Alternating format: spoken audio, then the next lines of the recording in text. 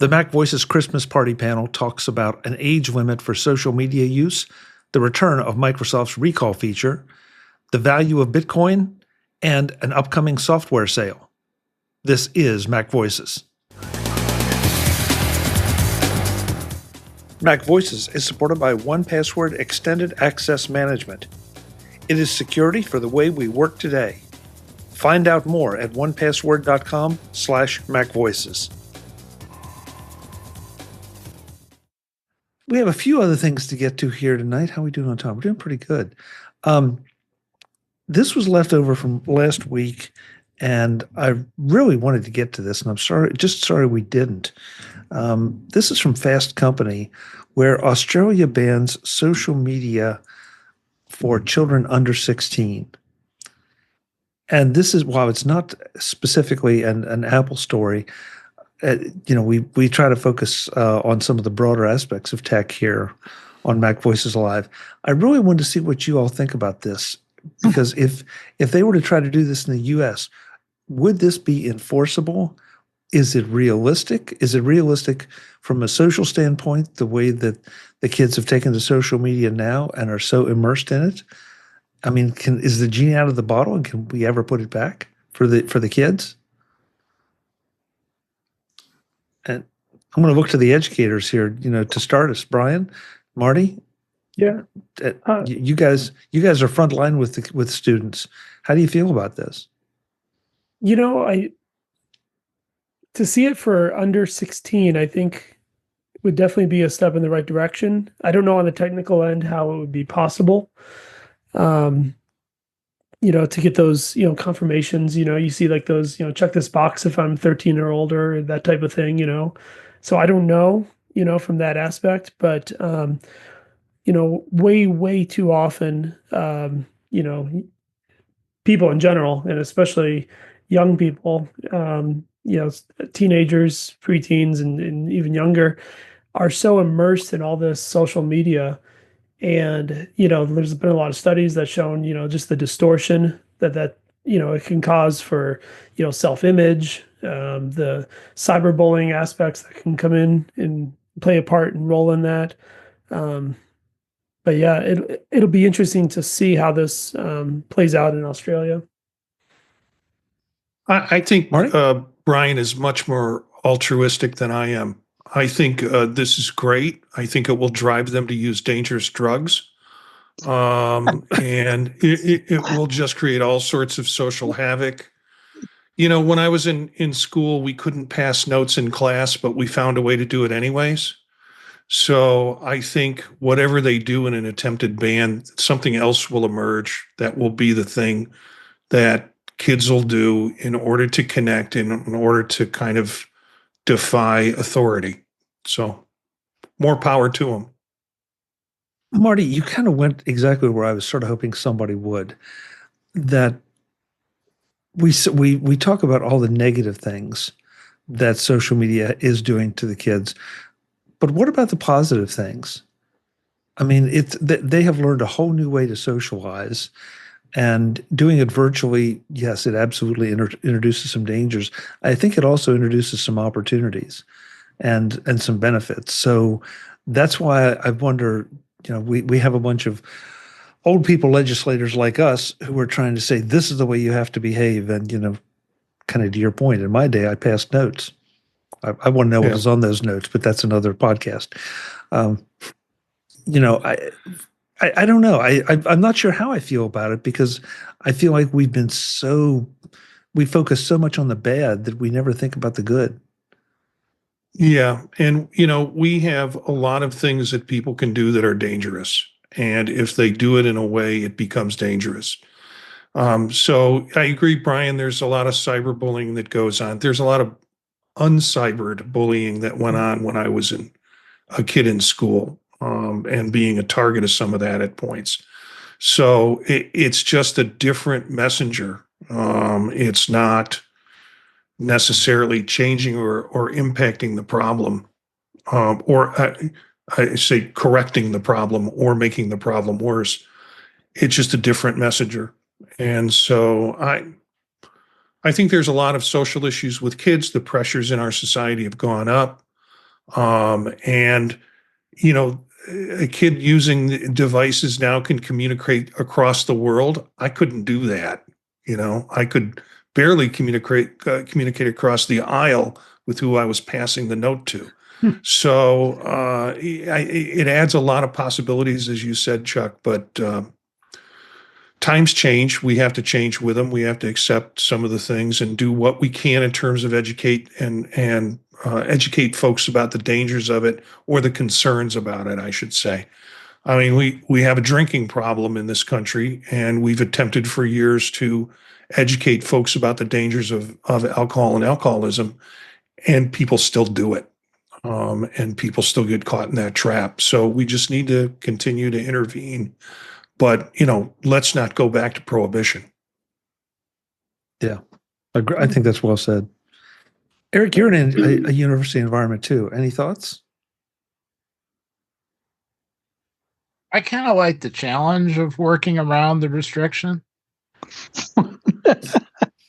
So I'm kind of in favor of, you block the network for TikTok, Facebook, Snapchat, for all, what all the big common social media apps are. So you just make sure you can't get to them across the social network, and, skip the possibility of using any of them as a teaching aid, and just say you just can't get there.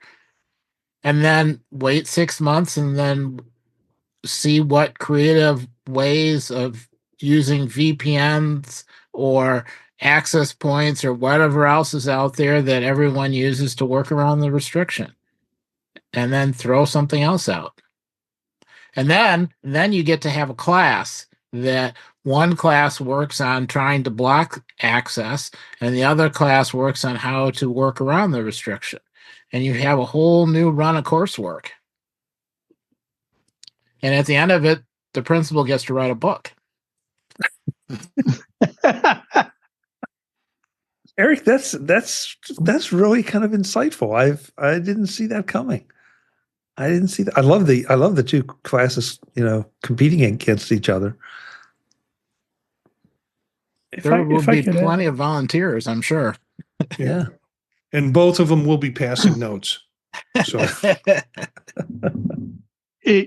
Chuck, it's and I'm not making light of Brian brought up, and we don't need to go down the path of cyberbullying, and it is a terrible scourge and a sad part of living that we're going to have to get through. But man, 16, I sometimes think is just way too old or too young. They should be a lot. I know of people in their 30s that have no business being on social media. So that's a joke. So it may have been a joke, but I think it's true. I know people that I would agree with that. Mm-hmm. Brian? Yeah, just to add, I do actually agree with a lot of what Marty was mentioning too. There are a lot of great positives that come out of social media too. I did see that it mentioned there it's 16 years old, and I think that's kind of an appropriate age to be able to, guide students to using tools in the right way. I think probably, I don't know, it seems like it was maybe about a year ago now, there was that, the proposal with the cell phones being banned from schools and so forth in classrooms. And I know some jurisdictions have moved forward and actually, taken cell phones at the door and stuff when kids come in and that type of thing. These are tools that students and young people need to know how to use. And I think flat out banning it isn't necessarily the right move either. I think there is a guidance of learning how to use these useful tools as well. I sometimes think that, and so first of all, I'm not a parent. I do not have any kids. So take that for what it's worth. But I look at friends' kids and I feel like they are at 16, 17, maybe 14, 15 at times, where I might have been and my peers would have been at 20, 25.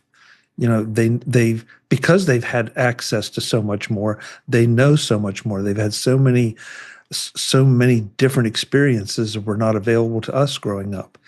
And so 16. I don't know. I don't know how that seems almost a little late to me, to Brian's point, to be trying to teach some of this stuff.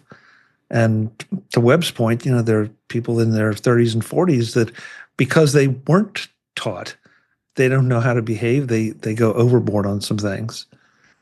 So I don't, again, no answers here, but interesting points of view and discussion. Jim, you've been awfully quiet down there in the bottom of my screen. Are you just waiting to pounce on a particular story? Yes. Okay. It's coming. Jim is a man of few words. Well, here's another approach to social media. That file this under social media, and the UK is trying to rule the world, or at least fine it to death. UK Internet Watchdog gives social media companies 3 months to improve safety or face huge fines.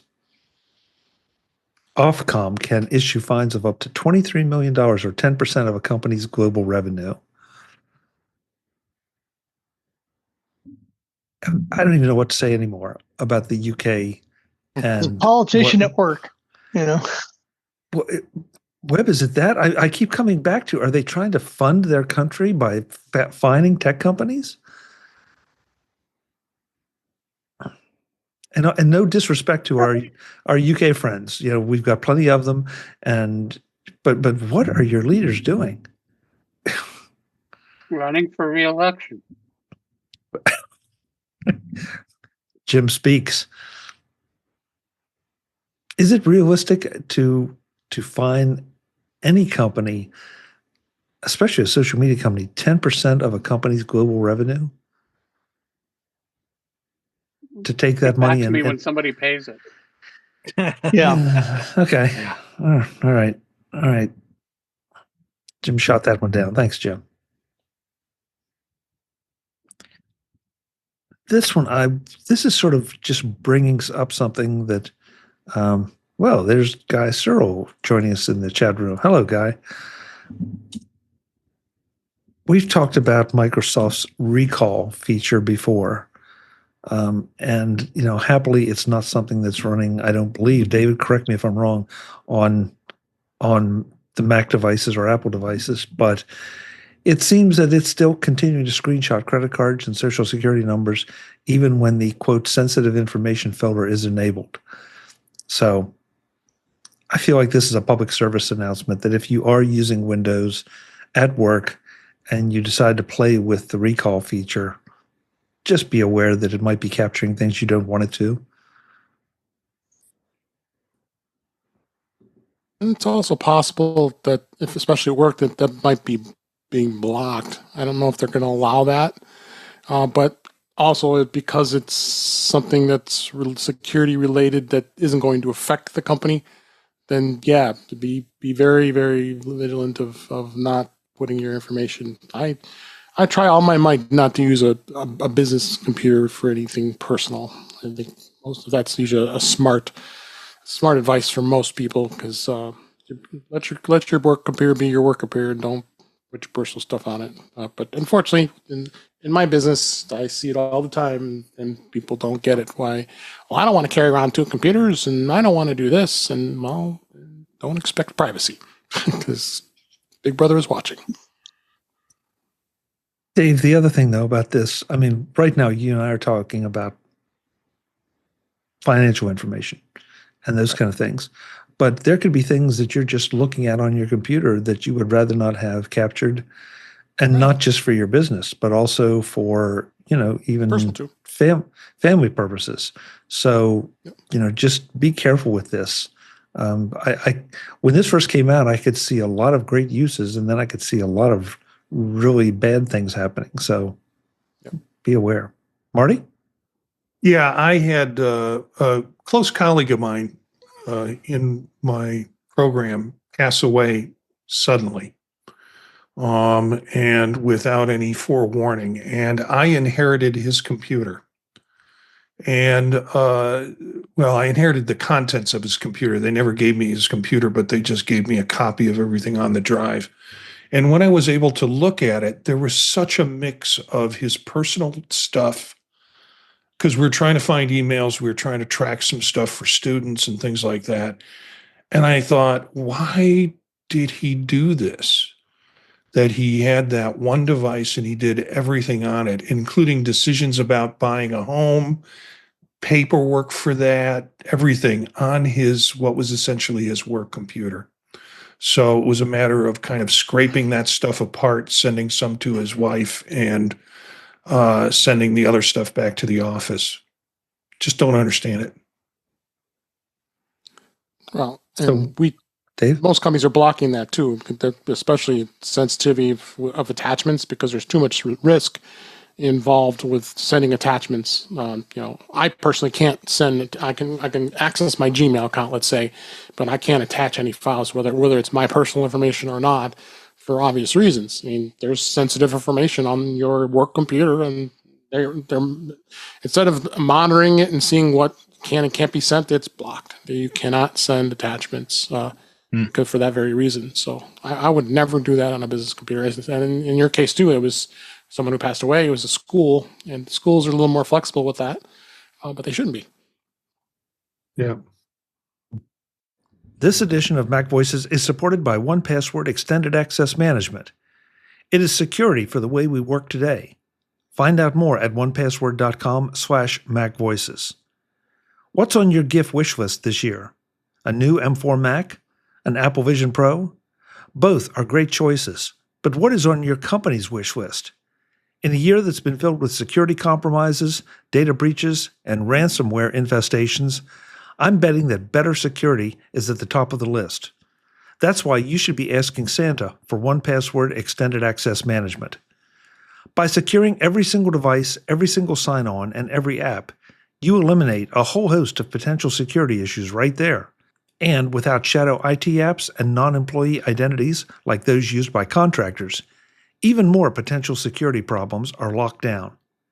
It's time to step up to 1Password Extended Access Management from those legacy MDM and IAM apps that you've been relying on. It's security for the way we work today, and we need security for the way we work today. Don't want to rely on Santa? You don't have to. Visit onepassword.com/MacVoices right now and find out what you need to know to make your company more secure. That's onepassword.com/MacVoices. onepassword.com/MacVoices. Thanks to 1Password Extended Access Management for supporting MacVoices. Two more things to go here. This one is just sort of a fun thing, or it may make you cry in your beer.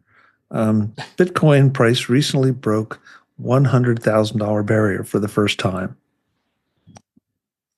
So which one of us regrets not maybe doing just a little bit of Bitcoin mining early on? It never turned me on. I didn't want to do it. I thought it was way too risky. So it is what it is. Risky from what standpoint, Dave? I don't know. I just didn't want to take the risk, because it's a crapshoot. You don't know where your money's going, especially you're investing. I mean, some people probably maybe bought one Bitcoin, depending on how much they put their money in. And if you lose a couple $100, I guess it's no big deal. But people were putting a lot of money into Bitcoin, and then there was during those times where it crashed, and other companies we won't mention went down because of their CEO decided to take their money, be creative with it. So that kind of turned me off pretty quickly. Barry in the chat room says no regrets here. Okay, good. That's good. I'm glad. That's good. Yeah, none. I haven't none. It's, No Bitcoin, right? it's the equivalent to monopoly money. It's just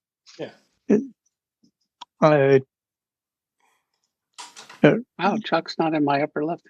I regret not investing in tulips in the early 1500s. And a show title.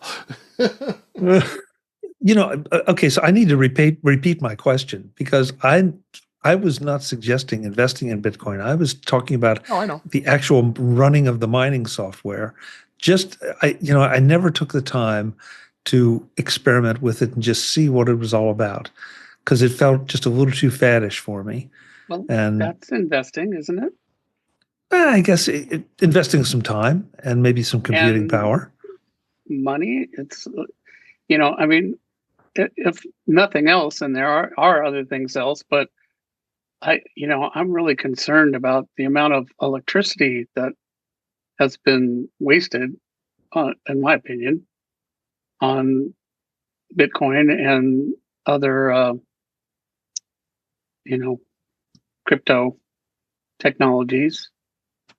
It's, larger than some significantly sized countries. And for what? I guess possibly to enrich certain individuals, but doesn't really contribute to humanity. It's not productive, like, farming or, lots of other things that could be done with energy. Just, using up energy, contributing to global warming. It's crazy. So, Jim, I'm going to push back just for the fun of it. I don't disagree with your comments about what could have been done with it. There was sort of a gold rush mentality with Bitcoin, especially in the early days. But there's also the discussion of this facilitating commerce with a lot less control by some of the powers that be at the moment, be they governmental, financial, whatever. I've read a number of books and articles about this. I'm still not quite sure I understand it all, and I'm definitely sure I don't agree with it all. But the concept of me being able to send you money and you being able to send me money with no intermediaries, and definitely no intermediaries taking a piece of the action out of the middle. I can see how that would be potentially valuable in advancing commerce across the world. So I don't know it was completely for nothing. Well, for one thing, I'm not an expert, but I think those claims are not true. And another concern is that, at least for now and for the foreseeable future, Bitcoins are worthless in and of themselves. They have to be converted into some kind of government-based money in order to actually, buy real estate, buy food, pay your taxes, do almost anything, right? And the gateways for doing that are, like, for Bitcoin, I think it's only 2 or 3 players control that. So it's the opposite of, these 2 or 3 players have a monopoly on that. And, sort of the opposite of the anarchy or whatever, freedom. And they are taking a cut every time you go in and move in or out. So it's kind of like, blue jeans.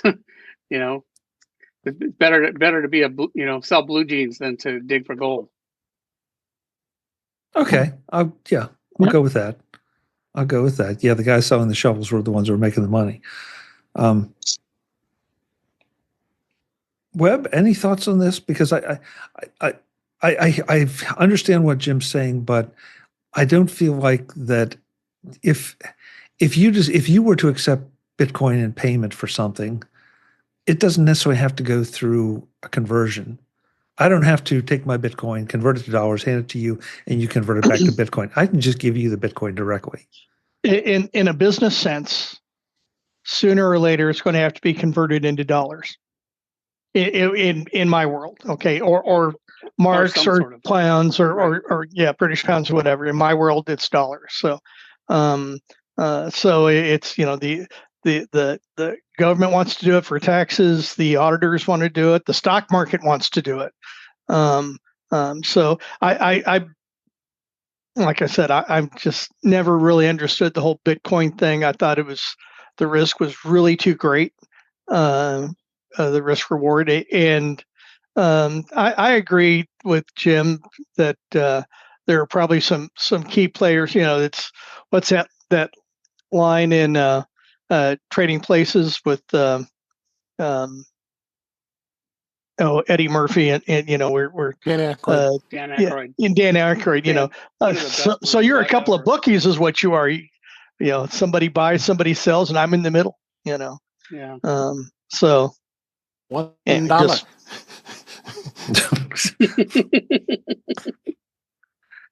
That was a great movie. I feel like this is a conversation we're going to be expanding on, since it appears that the incoming Trump administration is going to be more favorable toward crypto. So I don't think this is a dead subject at all. But No. that $100,000 is an interesting barrier that has been broken for the first time. Granted, So- but what's our reference point? They put it back to dollars.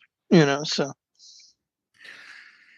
Yeah, but I mean, okay, so it could be gallons of milk or cows or or diamond it rings or isn't. gold bars. But Well, it for the isn't. purpose of, I think but I think Webb's point is perfect. Like, really, we all agree that the thing we all agree on is fiat money, and especially dollars. It's the world standard, and if that changes, it's going to be to some other country's money. It's not going to be to Bitcoin. we'll see. Well, We'll the other thing with cryptocurrency is there's always that layer of complexity. Let me explain how this whatever cryptocurrency works and why it's so great. And you can do this and this and this and this and this and this, and nobody understands what that black box is. And so, people trying to invest in it, trying to have it, trying to spend it, trying to move it, there's an incredibly high risk that it's not really there, or that the black box isn't secure, or there's a hole in the bottom of the box that nobody knows, or something else, or somebody trying to move a large amount of it saying, oh well, I'll just use an exchange, and then try to explain how the exchange works and how do you reduce the risk, and does it really, or doesn't it? And I think any technology where there's nothing but black boxes on all sides of it is something to be avoided. Okay, you guys know me. I love to argue. So Eric, given that you're going to defeat me right away, but I'll do it anyway. Okay, a gift card. A gift card has a certain value assigned to it. There's no intrinsic value to the gift card itself. Mhm. It's what you can get with it, and those measurements, at least in the U.S., are made in dollars. I have no idea what they are in the U.K. or Australia or anywhere else, Yeah. and I don't think gift cards are just a unique thing to the U.S. So somewhere, it has a value assigned to it for a fiat currency, but that's because that's the frame of reference right now. So what's the difference in me saying, Eric, I want to buy your Apple Vision Pro for $3,000. So I give you $100 gift cards. A gift card is backed by the issuer of the gift card. And generally there's money or Okay. cash or something else involved And, with it. if that company goes out of business, then the gift card's worthless. But Bitcoins are backed by no one. There's nothing backing. Okay. All right. That's a fair statement. That's a fair statement. And cryptocurrency is worse because cryptocurrency, somebody just makes it up.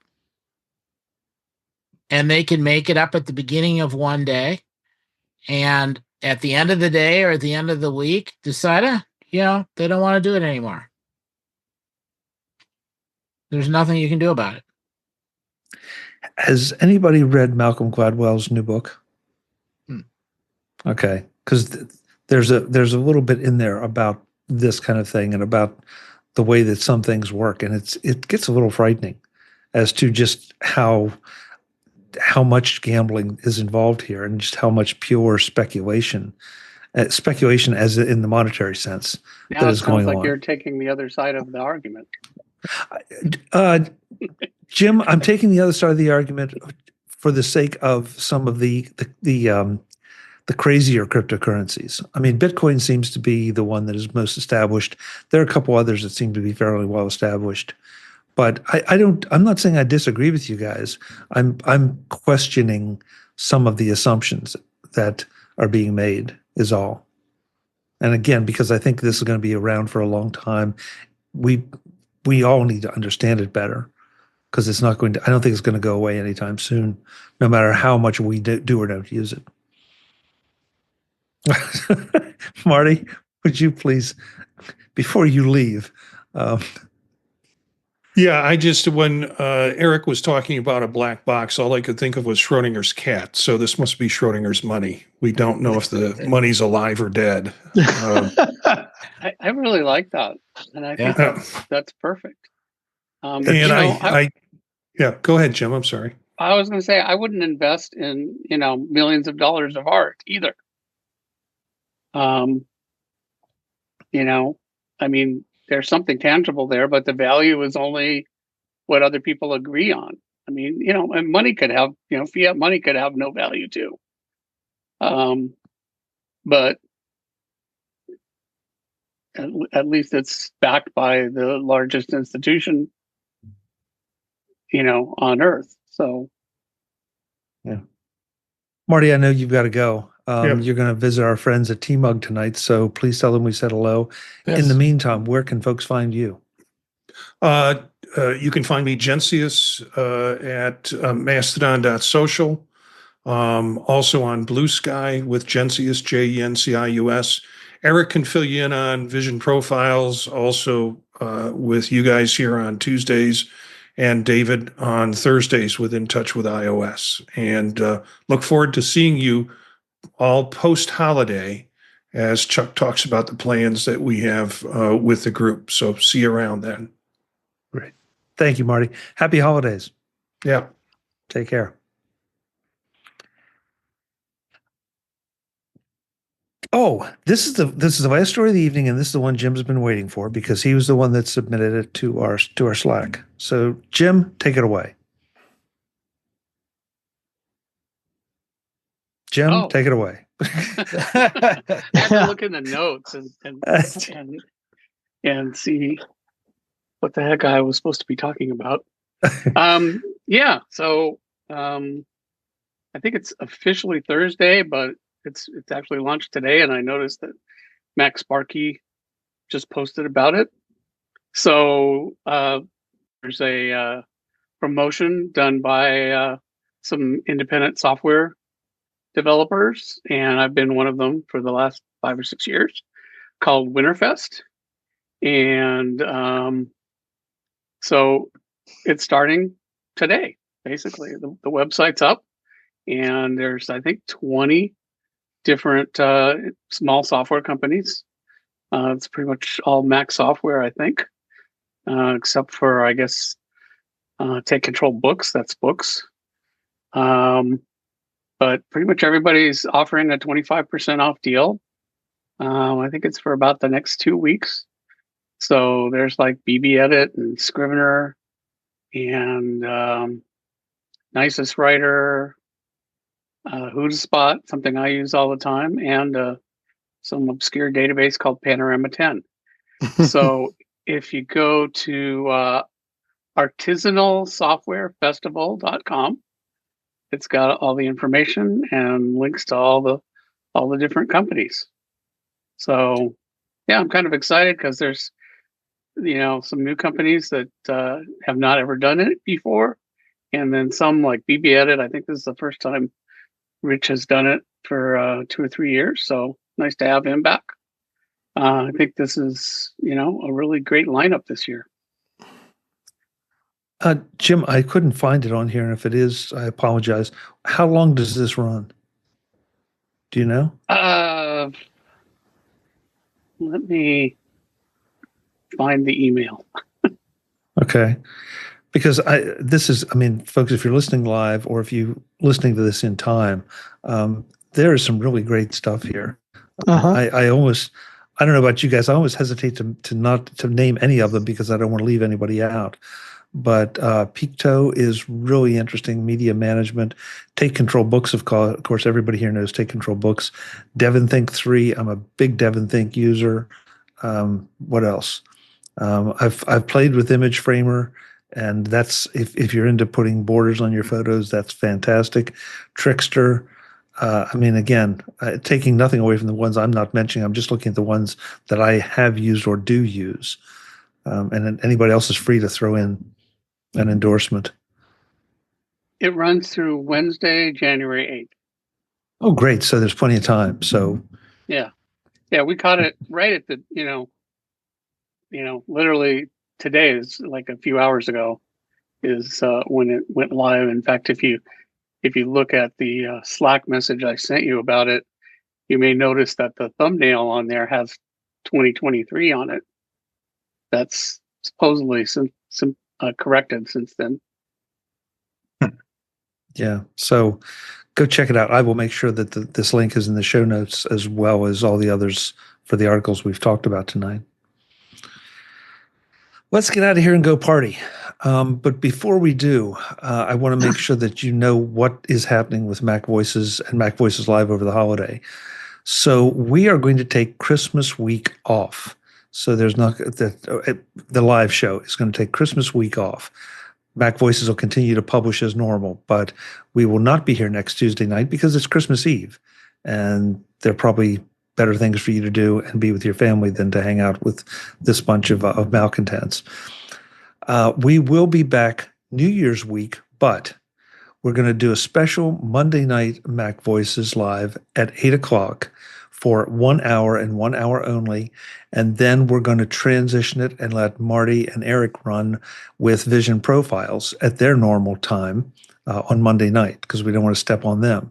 So make sure to mark your calendar. Then Tuesday night, we will not be here because it's New Year's Eve, and hopefully we will all be out partying like crazy people, or not. But anyway, we will not be here Tuesday night. Then the following week, I'm MIA because of CES. I'll be in Las Vegas for CES. If you're going to CES, please drop me an email and let me know you're there. Maybe we can connect for dinner. And if you are an exhibitor or vendor and you're going to be there, please let me know. Because I'm always looking to make the connections with you all, especially the folks that know us here on MacVoices. So it's going to be a little bit weird. If you can't keep all this in your head, I will have a post on the MacVoices blog on the MacVoices website that outlines the full schedule, so you know where we'll be and when. And then after the second week of January, we'll be back to normal, or as normal as we ever get. So mark your calendars, pay attention, and we'll go from there. So with that, let's go around and see who's been naughty and nice. David Ginsburg, thank you for being here. Where can folks find you, and have you been naughty or nice? I've been nice. You can find me at InTouchWithIOS at InTouchWithIOS.com. I'll have a weird schedule for my podcast as well, so we'll make sure when you listen to, you'll find out about that. You can you find me on the Mac Show on the British Tech Network, which is on hiatus right now for the holidays. On Blue Sky and Mastodon, I'm at DaveG65, and thank you. Have a great holiday, everybody. Thank you, David. Good to see you as always. I hope you and your family have a terrific holiday. You as well. The order got all jumbled up here, so I'm just going to go with what I think is the way it was. Brian Flanagan Arthurs, thank you for being here. I hope you have a great holiday, naughty or nice. Well, I hope nice. Hopefully, there's what's the saying? I hope to be the person my dog thinks I am when I walk in the door and he's excited to see me. And so, yeah, so I'm going to say nice. As far as where to find me, at the moment, the best place is probably still Mastodon, Brian8944 at mastodon.cloud. But there will be a new place soon enough. I'm not ready to make that announcement yet, but a place soon enough to find me later. Ooh, you big tease you. Okay. Yeah. All right. Well, happy holidays. Thanks, Brian. Thank you. Same to you.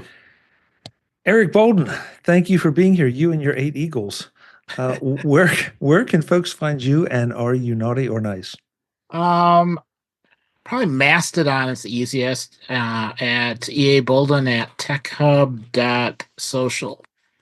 And I would say Naughty, because I want to do a bunch of desserts and a bunch of chocolate desserts and some other things, and it makes for a richer dessert. You can't be nice and do really cool desserts.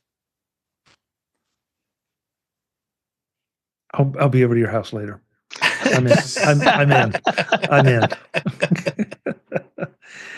Webb Bixby, thank you for being here. I know that your wife is nice, but I'm not quite sure about you. Oh no. This is not a nice house. This is not a nice house. Ooh. It's not a nice house. Yeah, I'm the guy yelling, "Get off my yard!"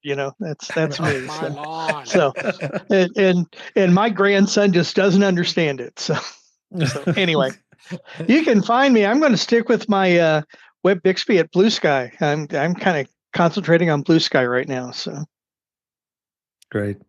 Webb, thanks so much. I hope you maybe I'm more grumpy than anything. So well, that's okay. Everybody has to have a little Grinch sometime. Nothing wrong with that. Nothing wrong with that. Hey, thanks for being here, and I hope you and the whole family have a great holiday. Thank you very much. Last but absolutely not least, our man of few words, Jim Ray. Jim, thank you for being here. Naughty or nice in one word or less?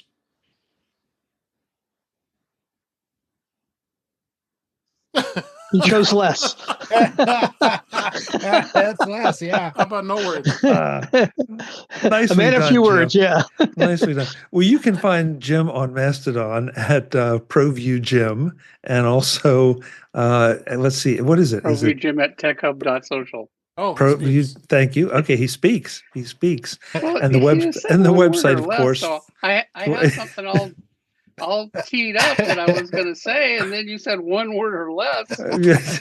So I was like, all right. All right. Well, okay. So naughty. I was going to say, I've got my electric car, so no ice for me.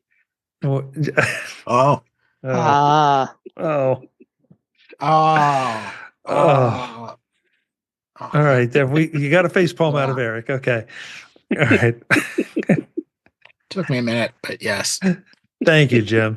Thanks a lot. Happy holidays. Oh, folks, I'm Chuck Joyner. This is Mac Voices. We do this Tuesday nights usually. As I just finished saying, the next 3 weeks are going to be a little bit weird, but we will be back on track. Check the Mac Voices blog to make sure that you understand the schedule and don't miss anything. Until then, I hope you and your families have the very best of holidays. Please be safe out there in your celebrations. Thanks for watching.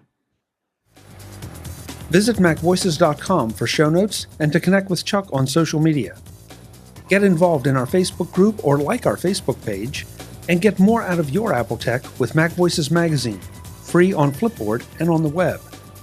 And if you find value in it all, consider supporting us through either our Patreon campaign at patreon.com/MacVoices or by making a one-time donation via the PayPal link on our front page and in the show notes of each episode.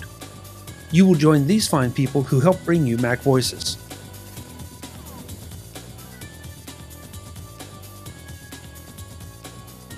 Advertising handled by Backbeat Media at backbeatmedia.com. Bandwidth provided by CashFly at cashfly.com.